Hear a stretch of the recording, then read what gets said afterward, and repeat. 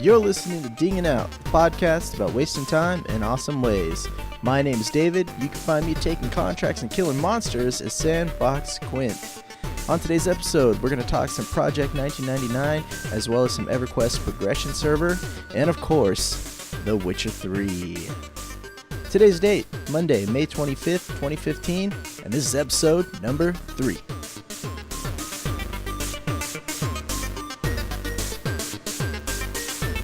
Welcome back to the show, everybody. I hope you all had a nice past couple of weeks. I definitely did. Got to do a lot of gaming. I even actually got to go to the movies for the first time in a long time. Had a little free time. Took the old lady out to see the new Mad Max movie, Mad Max Fury Road. Let me tell you what, if you get a chance to go see that film, go see it. It is definitely not 2 hours wasted. It's awesome. Worth your time and money. So today's show, we're going to do things a little bit differently than how I have been previously doing it. And the only reason for that is, well, we'll get right into it. The news headline of the week is none other than the fact that The Witcher has been released. Witcher 3, The Wild Hunt is out. It's awesome. It's got a few bugs here and there. Nothing too bad, nothing really game breaking that I can tell. Just an all around good game. But I'm not going to go too deep into that right now. I'm going to be saving the Witcher stuff for the main discussion topic of this episode. And I've actually enlisted some help for that because let's be honest, The Witcher 3 is just too big and too daunting to try and tackle alone. So I hope you guys stick around and I hope you enjoy that. Jumping right into the first topic of today, it's This Week in 1999.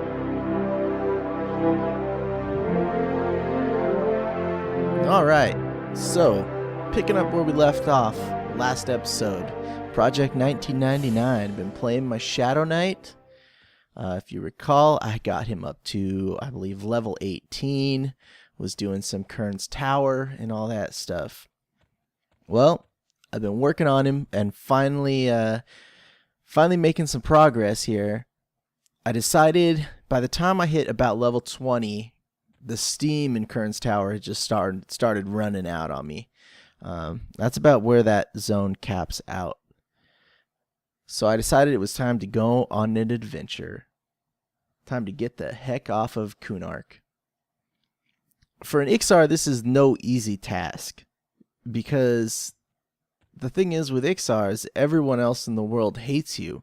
So the ability to do any type of banking or selling or buying, or anything of that sort, your options outside of Kunark and outside of basically just Kabbalists are extremely, extremely limited. But I decided it was time for a change of scenery for a little bit, so I had the idea that I was going to take myself down to Guck. And what Guck is, it's a frog dungeon. It's on the mainland, and this place was my favorite zone. Probably one of my favorite zones of all time in EverQuest. I spent so many countless hours in that zone back when I used to play my old Shadow Knight on live servers back, in 2001 to 2003 when I was leveling him up. And, just being an upper Guck and lower Guck is two different levels, and the monster level ranges differ between the two. So Upper Guck is your starting dungeon, and it's mainly kind of like the Trolls starting area dungeon, but it's just such a great dungeon. So I had to really kind of look at this as a journey. I had to really think it out and plan it out because, like I said, my options for banking and buying are limited. So I had to make sure I had everything I needed. And my bags, make sure my bags were as empty as possible so I could hold loot and all that stuff. So I really approached this as I was, packing up and moving. And I wasn't going to be able to take a lot with me. So I ended up getting a port over to the East Commonlands, which is one of the main central kind of player hubs in Project 1999. And from there, I made my way to the northern desert of Ro and through the Oasis, which is south of that.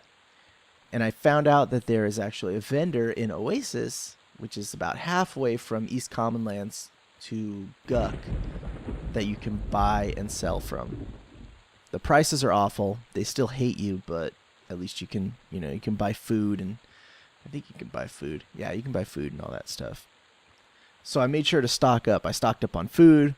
I stocked up on bandages. I stocked up on drink, and then decided to continue on my journey.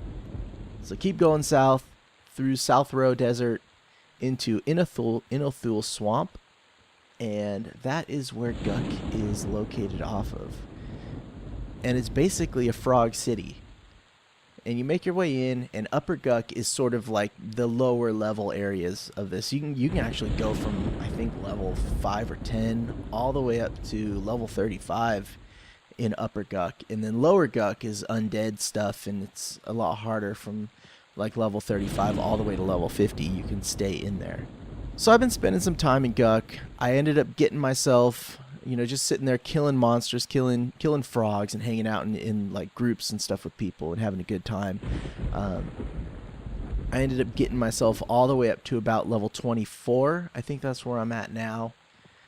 And then at that point, Guck started running out of steam for me, because it seemed like everyone wanted to group up for level 20 to 24-ish camps, but the stuff that was deeper in Upper Guck, that was the higher level stuff to go from 25 to 30 and 30 to 35.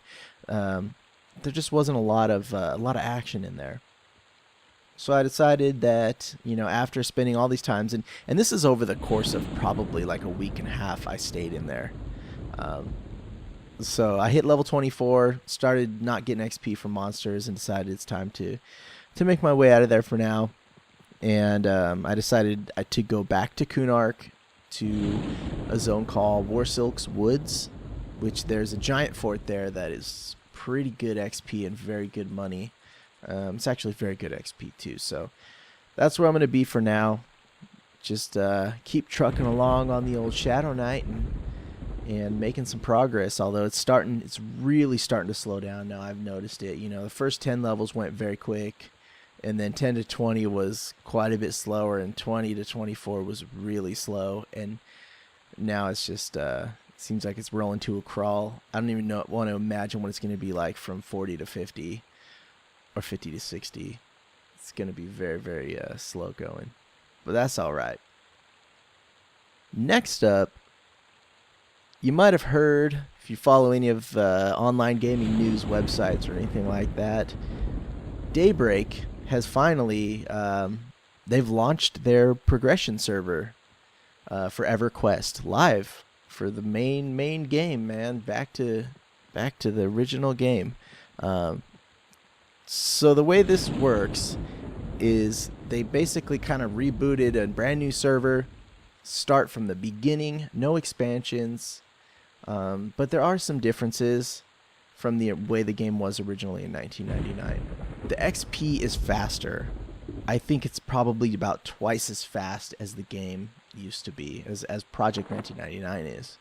Not only that, they have the player shop in there, the cash shop, so you can buy XP potions and things like that, which I'm not super keen on, but you know what, whatever. At this point, I'm just like, I have free station cash, I might as well use it. So got some of that. The other main difference is that the new character models are still able to be used, so you don't have to use the old character models, although I prefer the old character models. I kind of like them. They've got a level of charm that the new ones don't have. And then also the zones, they did years and years ago, they did a bunch of revamps on a bunch of zones, like the Common Lands, for instance. So East and West Common Lands were the old zones, and now it's one big zone called the Common Lands, and it's higher resolution textures and better tree models and all that kind of stuff. So those are still in.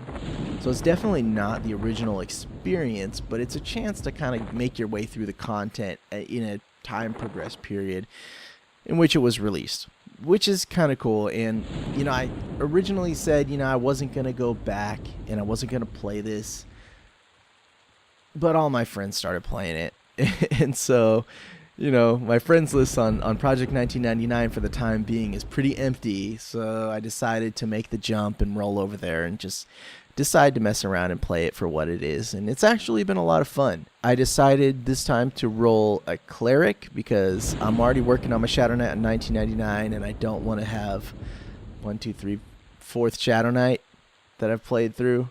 So I decided to go the complete opposite.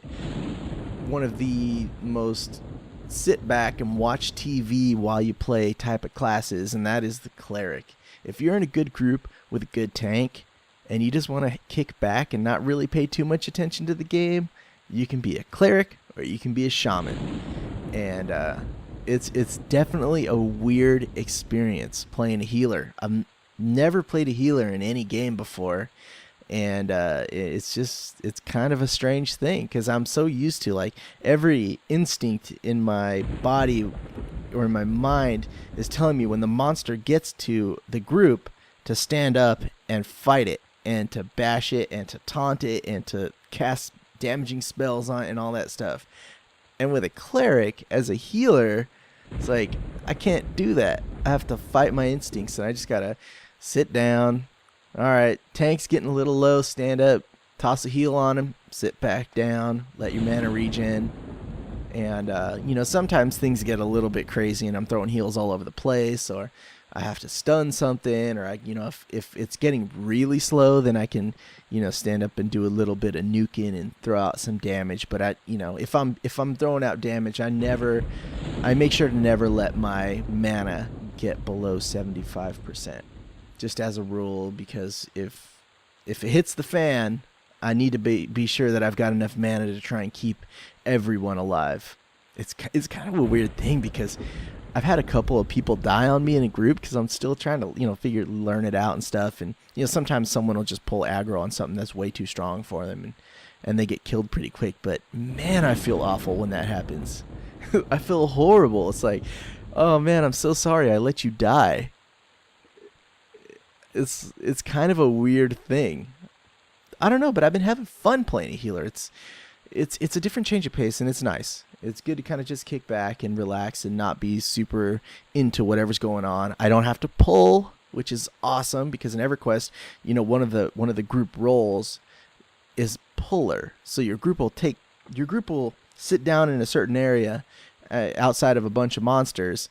And then there's the designated puller, and his whole job is to run out, grab a monster, bring it back to camp. When that thing gets about 10% health left, he runs out, goes grab another one, bring it out, and the old monster should be dead by the time the new one gets there. And that's, Shadow Knights tend to get that job a lot. It's not one I'm very fond of. So it's nice to not have to ever even worry about that. The other thing that is really awesome about playing a cleric is it is so easy to get a group. Everyone loves a cleric. On the Shadow Knight, sometimes it can be hard because, you're not always in the highest of demands as a hybrid tank. Warriors tend to be okay in getting groups. Shadow Knights, sometimes we're left on our own just to do some soloing and stuff because, there's just sometimes not the group spots open. But man, if you're a cleric and you throw that out there looking for group in the out of character chat or the zone chat, you getting tells right away. Sometimes I'll get tells from 2 zones over, just like, hey, we need a cleric over here. You want to come heal for us? It's like, all right, yeah, I'll be there. And as a cleric, it also is kind of awesome in that, I can go as a level 8, I can go group with a bunch of level 11s or 12s, killing that level of monster, and my level doesn't really affect the group. Maybe my mana pool might be a little low, but for the most part, I get into groups that are higher level than me, in turn getting much better experience per hour, just kind of hanging out and keeping everyone alive. It's definitely a weird experience, but one that I'm glad that I'm kind of doing. So I've got my Dark Elf Cleric. Just started leveling him up outside of the zone. It was kind of crazy. They've been having a lot of issues. Just go into the server issues here.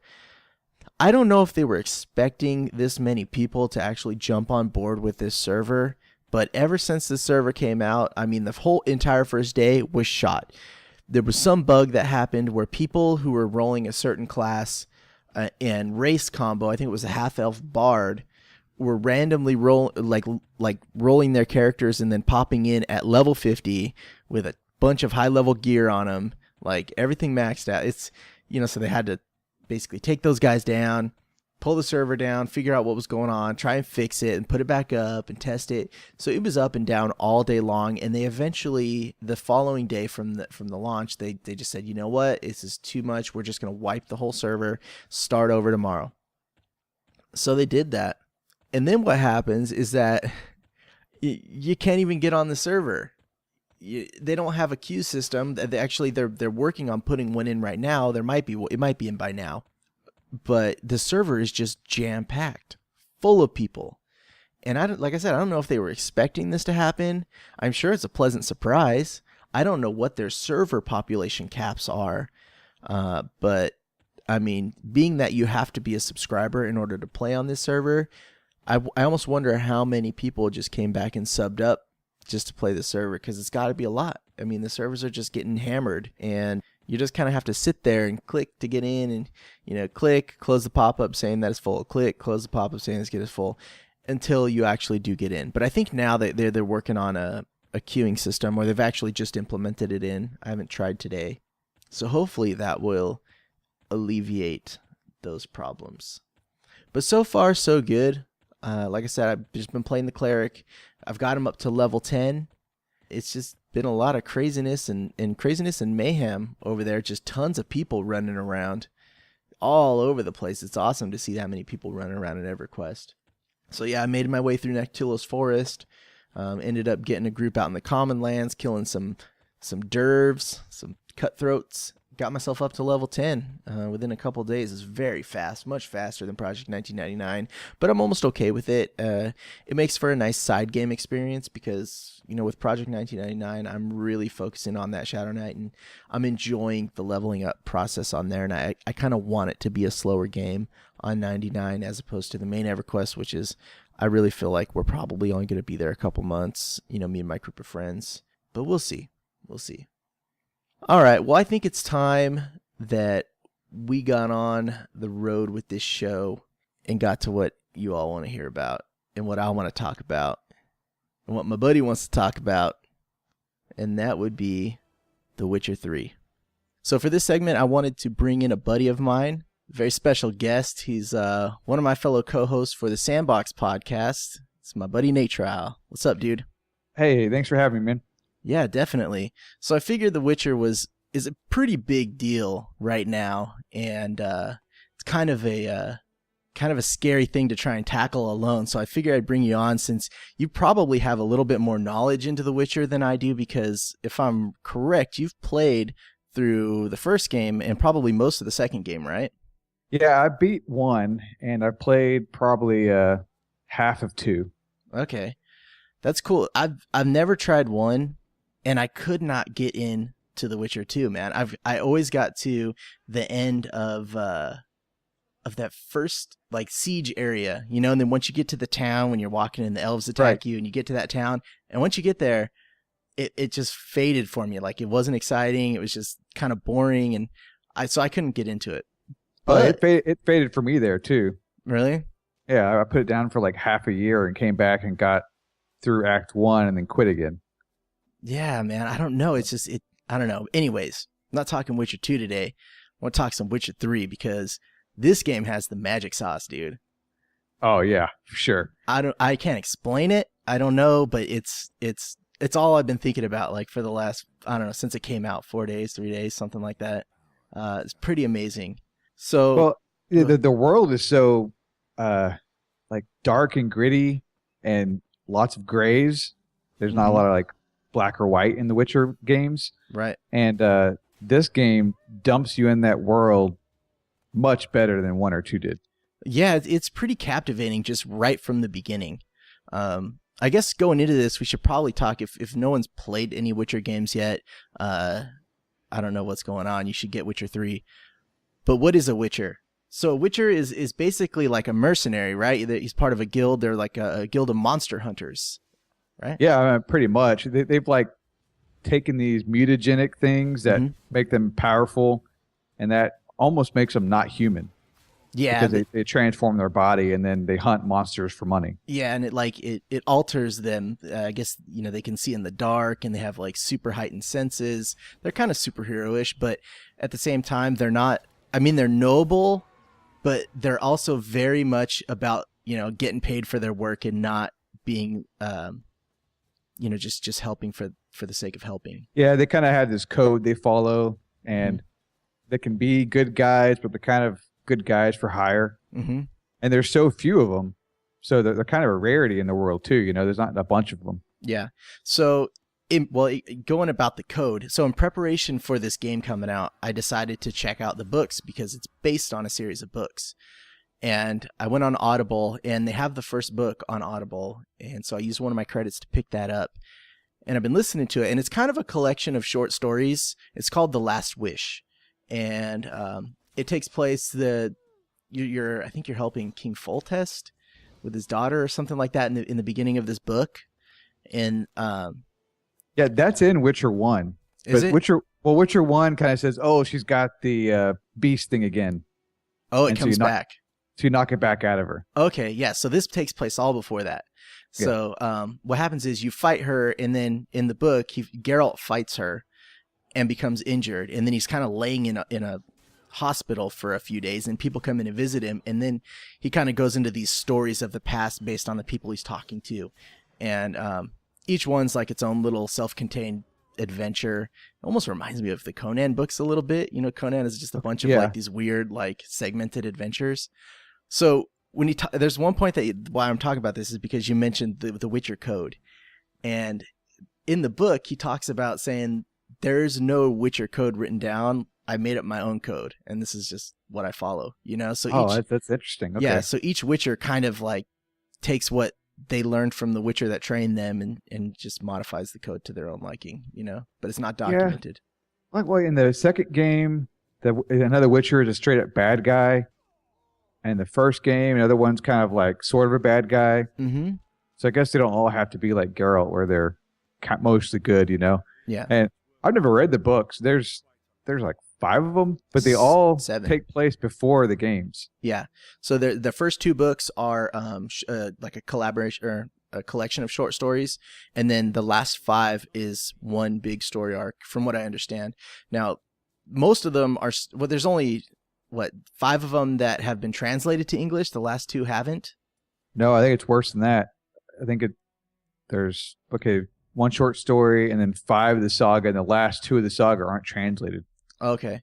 Yeah, hopefully they get on that, because after reading this first book or just listening to it on Audible, like, I can't wait for the next one. It's such good storytelling in the writing. It almost reminds me of like a cross between Conan and Harry Potter. It's very Harry Potterish when you're listening to it. It's kind of strange. Just the way the world is built with the monsters and all that kind of stuff. It's cool. Yeah, I mean, I don't think so. This helps the games because there's a lot of lore for them to draw on, and a very nice universe that they've made into a game. Mm-hmm. But I don't think you have to read these books. Nope.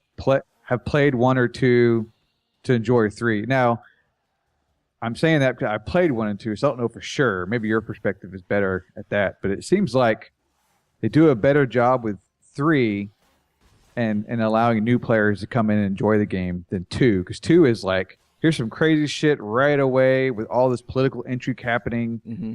It's like right out the door. This game it's still pretty quick, but it slowly adjusts you to the environment like better than 2 did. Yeah, so I mean, going into this one, for me, without playing Witcher 1 or 2, and just kind of like listening to that short story book a few days prior, I mean, I feel right at home. I don't feel like I don't understand things.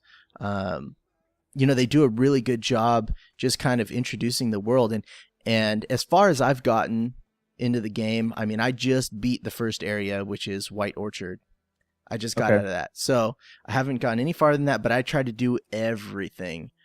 Yeah, I'm doing the same thing. It's going to take me hundreds of hours to beat this game because I'm obsessively doing everything. Yeah. I see myself going the same way. I mean, some people are saying it's like 200 hours, going into it first, I mean, yeah, before I dump a bunch of praise all over The Witcher 3 because it's just amazing, there are a couple nitpicks that have been bothering me. I don't know if you've had any of these things, but the game has kind of started crashing on me a couple times on the PC. Well, I guess I'm playing mine on the computer. It's supposedly it's the same way in everywhere. On the consoles, they're having the problems too? I think so. It's definitely crashing for me, which is kind of expected because even like Dragon Age Inquisition would crash on me. But The Witcher, I'm getting crashes more often, probably like once a game session. Really? See, I never had a crash for like the first 2 or 3 days until they introduced the new stability patch. And then all of a sudden, I've had it lock my entire computer up at one point, and then a couple of just crashed desktops. I don't know. Yeah, that's way worse than me. Okay, so also this game is saving a whole lot more than 1 or 2 did. Oh, does it? Yeah, I was playing 2 before 3 came out, and I would lose like 2 hours of work. Oh man. See, I figured out that they don't say it anywhere in the options or anything, but quick save is F5. So anytime I do anything, I'm hitting F5 like religiously because yeah, if it does crash, I've had cases where it crashed and I lost about 30 minutes worth of just kind of running around and looting dead bodies all over some battlefield, you know? It seems to always be like a major event. An explosion goes off, a cutscene starts, some kind of triggered event, like a script event, and that's when it would crash. Yeah. I mean, well, you know, I kind of give it a little bit of leeway because, you know, it's coming from a game like Skyrim, which was like one of my favorite games of all time. That game was buggy as all hell.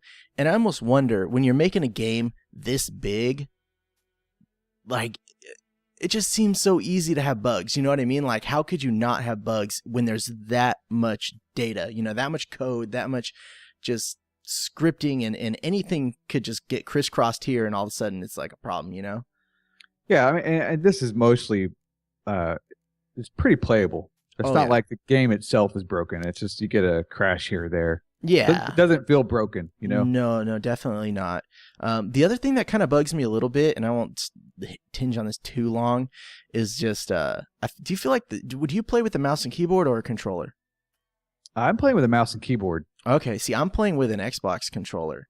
Okay. And I've noticed that I feel like the movement of Geralt with the analog stick is kind of jerky. Like, it's almost like it takes a second for him to move, and then all of a sudden it's like, move really fast. It's the same way on the keyboard and mouse. It's like there's like a momentum he's got to build. Yeah. And then all of a sudden it kicks in, you're going. Yeah, it's like lightning mode. And this I always end up like missing. I'm trying to loot something on the ground, and I end up running over it like 4 or 5 times before I can line up properly to get it. So, yeah, I just spam E a bunch while I'm passing things. Yeah, I've gotten in the habit of doing that too. I kind of like though, like when you're on the horse and you're riding on the horse, it'll slightly weave in and out of like trees and stuff. Oh, does it? See, I haven't noticed that because I'm always getting stuck on shit. I don't know. I like it. It's you kind of get used to it after you play it too. Oh yeah. Yeah. But it is an odd design choice because you'd rather it be I don't know, maybe something like Kingdoms of Amalur or maybe like a really good action game where you're 1-to-1 controls. Maybe just a little bit smoother. It almost reminds me of you ever play the old Resident Evils on PlayStation 1? Those always had really confusing controllers. Because it was like, no matter which direction you were facing, you could be facing down on the screen, but up was still forward. And it's not that bad, but it's like, it kind of reminds me of that sometimes when I get in a bad position.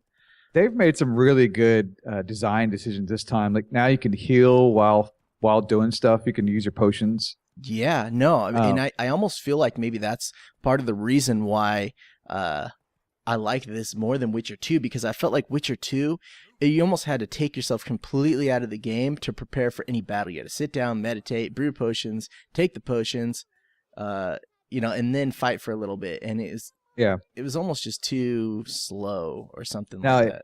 It does reward you if you plan. So like it has a good way of introducing it to you too. That first ghost fight. Mm-hmm. When you fight the ghost, it kicks your ass, and then you realize, oh, if I use the specter oil and I cast the Yarden symbol, it's weak to that. Mm-hmm.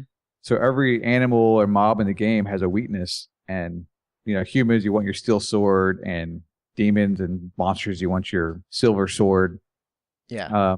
So if you do all those things right, your fights go a lot smoother, and you can take on things maybe that are too hard, that are harder than you would expect. You know? Yeah, you know what's funny is I beat that quest that you're talking about without without preparing, and it was crazy hard because I didn't find that little red flower that you needed to make the oil to fight her, and so okay. I just was like, oh, maybe it's just not here right now, or maybe it's later in the game I picked that up, so I just fought it without it. You want to go to the herbalist for stuff like that and buy it. It seems like you only have to craft it once now. Yeah, and then it refills by taking alcohol out of your inventory when you meditate. So yeah, that's new. I kind of want some UI stuff to come down the road. Maybe like a different tab for the alchemy ingredients we no longer need. Yeah. You know? Yeah, that'd be nice because I'm carrying a shit ton of stuff right now and I have no idea like what I need, what I don't need. I've got like books and papers all in my inventory. Yeah. So it's definitely a loot heavy game. Oh yeah, without a doubt. But it's cool, man. I'm so into this right now. I'm thinking it might be a contender for like favorite game of all time. Well, it just seems so rewarding to not stick to the main quest. You can kind of like all the side stuff is really, really good. Yeah. Now I don't know if that's consistent for the entire game, but at least this first 20 hours, it's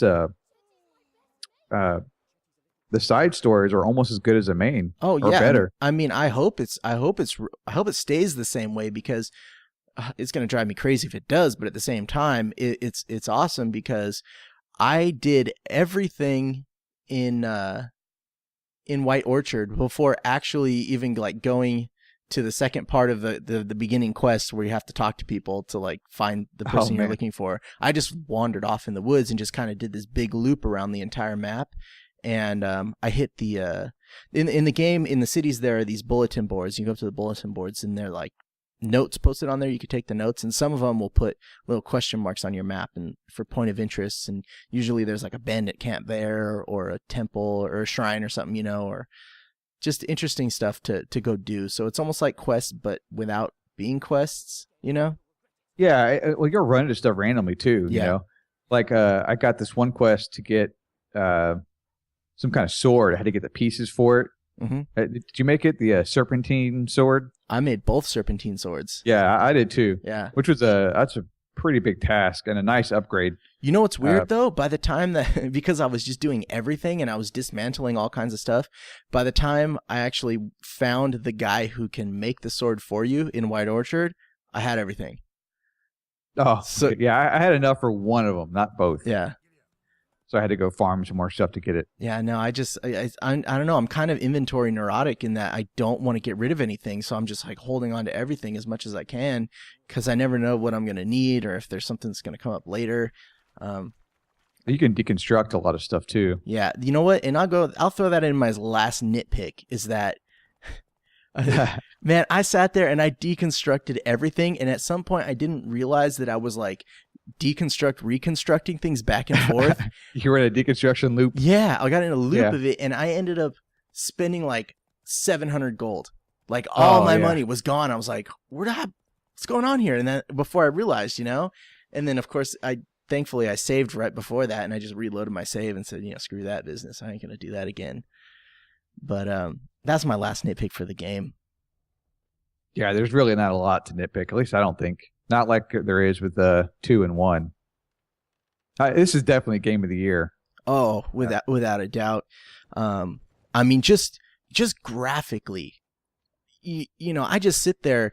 Have you ever had? I'm sure you have. Like, there's one time where I walked out of the inn and it was like kind of rainy outside and it was windy, but the sun was kind of peeking through the clouds, like through the trees. And when the wind blows in this game, like the trees are howling and they're whipping over and like if a storm hits, it is so awesome looking. Oh my god, it's crazy. I've never seen a game with this level of detail just to the environment and the world. And then like go in somewhere and you can see the storm happening outside still. Yeah, awesome. It's crazy. The only thing I could say is like the foliage looks nice, but does it have like a painted feel to you? I'm wondering if it's my graphics card. painted? What do you mean? Almost like they're flat.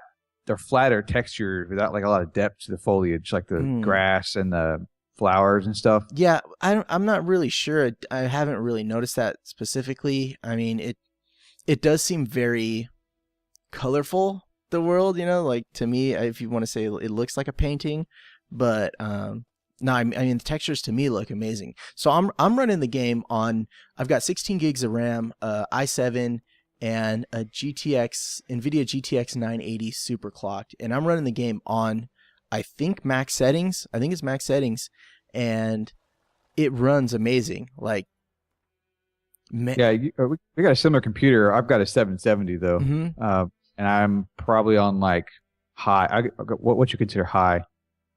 You're on high. Yeah. I'll let GeForce Experience set it for me. It's not really high. It's kind of like tweaking a couple things. The hair, if you turn that off, the hair work stuff. Yeah. It's a big like a resource hog. Is it? Oh, okay. I left it on. I just turned everything up, and I'm like, well, I'll see how this thing runs. And there are some moments where the frame rate will skip a quick bit, and I don't know if I'm necessarily running at pure 60 frames a second, but I would say it's somewhere between 30 and 60, and it looks fluid for the most part. Yeah, I'm between 40 and 50 on mine. So maybe with a new graphics card, I would get 60 plus, but yeah, I don't know, man. I'm not getting any kind of hitching. It definitely runs nice. Yeah, I think this is probably the best looking game ever made. I don't know about that. I can't think of anything that looks better. I mean, Skyrim looks good. Skyrim looks amazing, but you have to like put on a bunch of E&B and mods and all that stuff. Like, what else is out there that looks this good? Maybe something not so open, like The Last of Us Remastered was amazing. Oh yeah, Last of Us is really, really good. Just things that are more like not so, because with a big open world, they have a hard time really pushing it to the limit. It definitely is good looking though. Yeah, I'll hats off to the guys over at CD Projekt Red, man. You could tell they handled this game with care. Oh, the children, they're like all creepy. Oh god. Yeah, I don't know what it is about the kids in this game, but they're not modeled like kids. No, yeah, they look like weird. Small adults. It's like a lot of games do that too. But yeah, creepy, and they say weird things to you when you walk by and all that stuff. Yeah. Oh yeah. So I don't want to go really much into spoilers or anything for this, because obviously, probably a lot of people haven't gotten too far into it. I haven't even gotten too far into it. How far are you? So I am probably store-wise the same place you are, because I'm past White Orchard, which is kind of a nice way to start the game. White Orchard is a self-contained mini Witcher 3. Yeah. Although it's big. But you'll hit the boundaries a lot sooner in White Orchard. Yeah, I will say that's one thing that kind of jarred me the first time, is when I hit the edge of the zone there, and I was like, well, that's kind of strange. Like, I thought this was supposed to be a huge open world, but then I realized, like, no, this is not the whole game. This is like, this is just a tiny bit. This is a little baby Witcher, and yeah, I was approaching overwhelmness in that, and then I realized, okay, that's not even really, because there's like one notice board, and when you get to the next zone, there's 5 or 6 within, on your little map. Yeah, and what's crazy is that instance of White Orchard. I mean, I think I spent 8 to 10 hours playing through that, and because I was just doing every possible thing. There are whole games that are like 8 to 10 hours. Yeah, I just beat the Order on PS4, and that was 6 to 8 hours. Yeah, and I think Batman Arkham Asylum, the first one, I think that game was like 10, 15 hours, something like that. Like, so it as small as it is, I mean that could be considered its own little game, and it would be good. And it was all so good. See, most open world games are like, there's a parts of them that are good, and it's just so much filler that isn't interesting. Yeah. Or isn't fun. And this game, at least so far, has not been that way. Yeah. Compared to like Dragon Age, what is Inquisition, the most recent one. See, yeah. I was so excited for that game, like just ridiculously excited, because Dragon Age Origins was one of my favorite games ever. And it failed to grab me. I mean, I don't know what it is. Well, the second you're off that main storyline, it's boring as shit. Yeah, because you're just running around the woods, and there's constant respawns of like, little camps, and it was just, I don't know. It just didn't have what I was looking for, and The Witcher 3 has it. Something in there that just makes it amazing, and it's like all I think about right now is just Witcher 3. It's like, yeah. Yeah, well, I'm having a hard time trying to play this and like an MMO. Mm-hmm.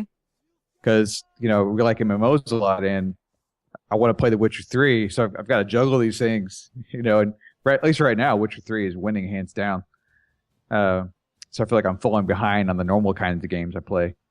Oh, yeah, man. I'm trying to juggle this between the EverQuest Progression server, and it's just, I'm falling behind all my friends on that game because we're all trying to stay leveled at the same pace, Yeah, I think I'm only like level 4. Oh, well, I'm ahead of you. Yeah, so you got that. Yeah. What do you think about the combat? Like the fluidity of the combat in The Witcher? It is it's probably the best version of combat they've had. Mm-hmm. Because 1 was like click, click, click, hold click. So awkward Diablo type of system. 2 is just bad combat. Yeah, it wasn't fluid at all. And this one is really, I don't know, it's good. It's kind of simple.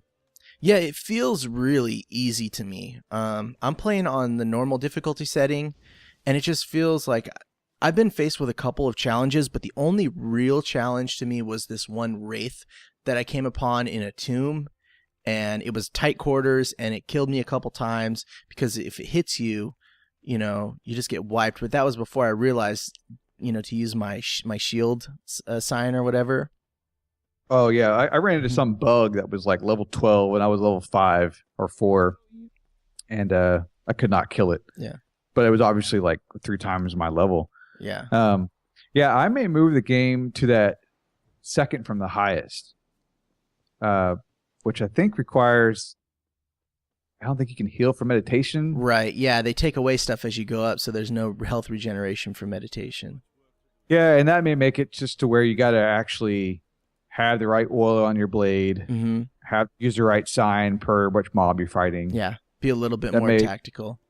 Yeah, that may make it a little more interesting. I'll try it, and if it's not fun, I'll switch back. Because I'm still enjoying the story, so I don't want to get bogged down with trying to make the combat super hard. Yeah, the story is just so good in this game. It's like I said, man, it's just this weird thing. It feels like Conan and Harry Potter and Game of Thrones kind of all mixed in together, and it's just very, very unique. For being just a high fantasy game, it feels different than everything else.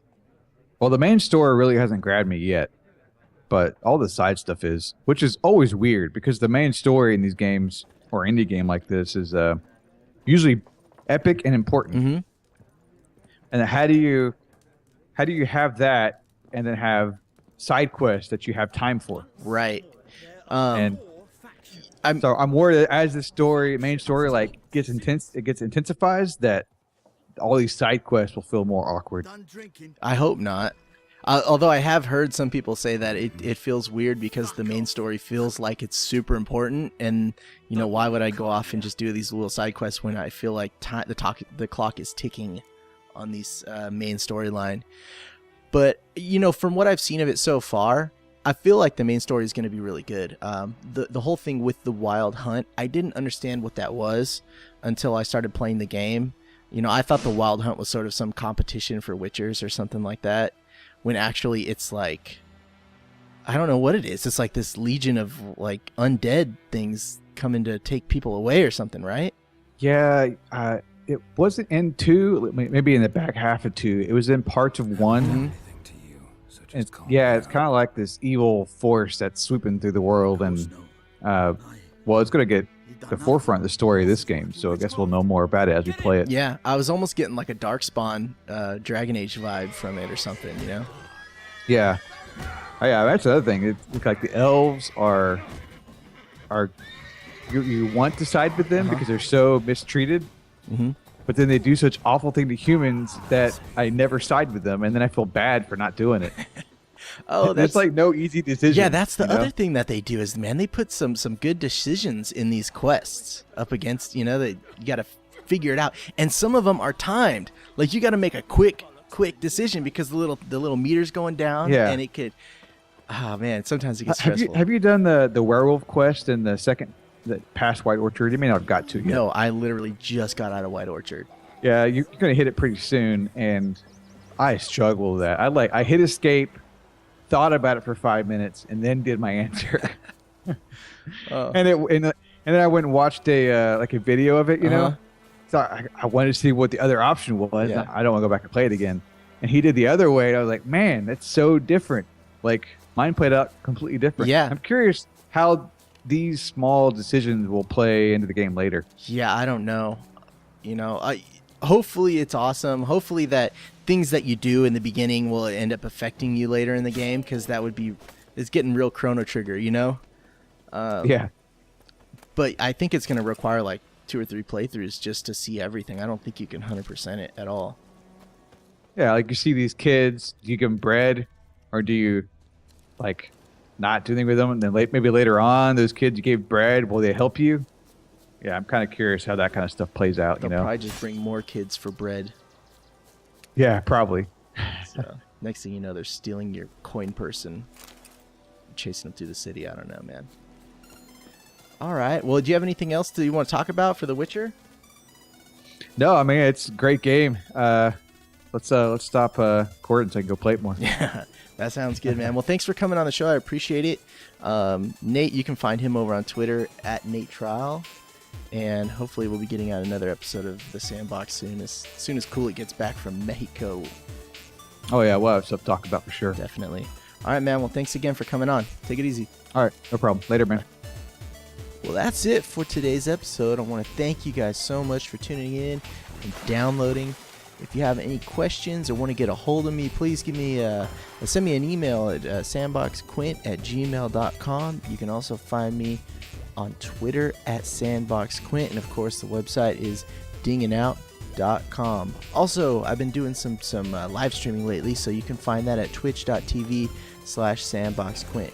So thanks again. I appreciate you guys tuning in, and have a great couple of weeks.